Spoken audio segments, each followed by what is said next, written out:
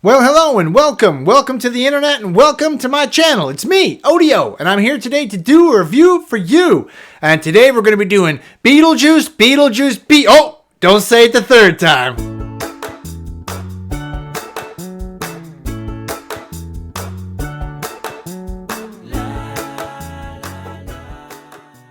Alright, what's up? We're back today to do a review of Beetlejuice. And I just saw this movie and I gotta say, it's been a while since I thought about seeing anything Beetlejuice. I like the old movie. It's a bit quirky and strange, but I really liked Tim Burton's back then. He was a really cool visionary type guy. I liked a lot of his work, still do.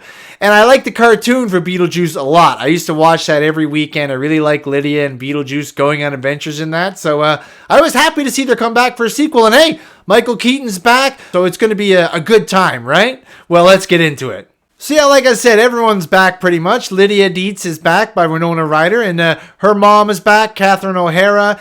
She has a new daughter, Astrid, played by Jenna Ortega from Wednesday.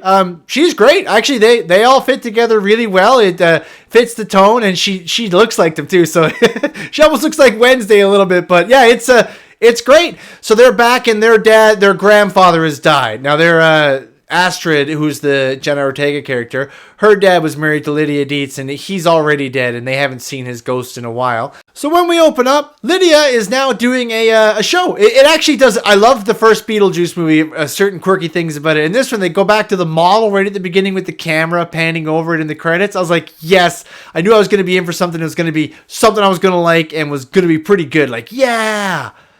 So it was a bit slow going at first. They're, they have to kind of gather everybody together. I thought they were going to be right at the haunted house in the town in the attic, but they're not. Lydia's doing her show, and she's hooking up with her director, or the guy that runs the show. Rory, his name is. He's not that great. I didn't really like him. He's kind of a jerk. He's just kind of using her because she can see ghosts and he wants to make money off her. It's brutal. We'll get into him a bit more later. So they're living that life, and then her dad dies. So Catherine O'Hara's husband dies. Now, of course, he's not back for obvious reasons I won't go into, but he's been eaten by a shark. So he's actually still in the movie. He's just been bit. All the top part of him is gone, and he's just played by just a body with like a little squirty blood thing coming out. It's actually pretty funny. It's a cute way to incorporate him without bringing him back. They don't bring back Alec Baldwin either for obvious reasons. So when they get into it, they're going to his funeral. That's the big motivating factor for the beginning of the movie. They have to go get Jenna Ortega's character because she's off in boarding school, Astrid, and they have to collect Catherine O'Hara, Lydia Deetz. Everyone got to get together, and they go back to the old township where they had met Beetlejuice. So when they get there, Astrid hasn't been there her whole life, so the other people have. They've been there before. So she's like exploring the house and checking it out. And, she's like kind of like Lydia was in the other movie. She's like the little girl who's checking things out. She's innocent and honest. But the old family's gone. They're just not there anymore. They give a little one-liner like, oh, they've moved on. But that was too bad. I would like to see them again. So the Maitlands aren't up there in the attic anymore. They're not around. They've just moved on, they say. They just say they found a loophole and they've gone. So I don't really know what was going on there.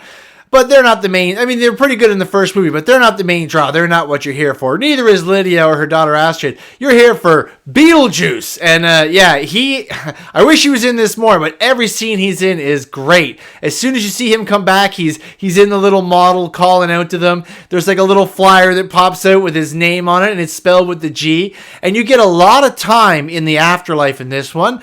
He definitely had a better budget and better special effects than the other one. Especially in the afterlife, you can see all the different characters.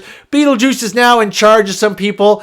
And like I said, Beetlejuice is what you're here for. He's funny, he's rude, he doesn't care about the people that he's working for, he doesn't care about the people that are working for him. He's trying to find Lydia so he can get married to her. And in this one, his ex-wife comes back, the soul sucker. And she actually is a soul sucker. That's what she does in the movie. And she's coming to get Beetlejuice and sucking souls on the way. And we get a lot of celebrities in this. Danny DeVito shows up at one point. Monica Bellucci was his ex-wife. She sucks out Danny DeVito's soul. He's just a janitor. And Willem Dafoe is in it, or Willem Dafoe.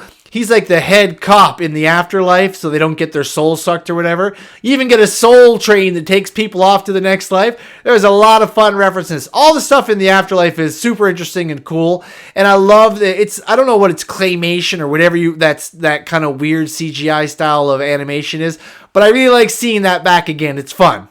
But yeah, they have a lot of side threads in this movie. That's the one thing I gotta say about the kind of middle of the movie. Too many side threads. Astrid, who's going on her first date with a boy she just met. You know, of course, there ends up being a whole mystery you have to solve going on there. There ends up being a couple of other mysteries you need to figure out with the mother, Catherine O'Hara. She's doing all these strange things to try to move on from her husband dying. Lydia is dealing with obviously past trauma from Beetlejuice, and he's still trying to get seen by her. You even see him appear a few times at the beginning. And that guy who's kind of using her at her dad's funeral, he like just proposes to her. It's like the craziest scene in the movie. I was like, even in a movie with sandworms and Beetlejuice and undead, I was like, that's the weirdest and worst thing I've seen. But yeah, it's a cool story, and then so it all culminates on Halloween. But I find the end it's good. Like they do another musical number like the Day-O, they say Day-O, like they do in the first one, but they do it too late in the movie. They don't, in my opinion, they don't pick the right song. But it was still okay. It was interesting to see. It goes on a little bit too long. And the ending I found was very familiar to the first one. I won't roll the whole ending here, but if you're familiar with the ending of the first one, it's pretty much the ending to the second one. And we get a lot of there's a lot of callbacks and a lot of recurring characters and things like that. That seems to be the big draw in the movie, especially when you're in the middle of it. Like when you see the sandworms, when you see them fall through and go to that sand land and they don't really know where they are. When you see people die and they have that book again, the recently deceased book, that makes a comeback. You get to see that. There's, like I said, a lot of references back to the first movie in the town. You go back to the house, you see it again. It's got like a funeral shroud over it. And like I said, the attic has returned.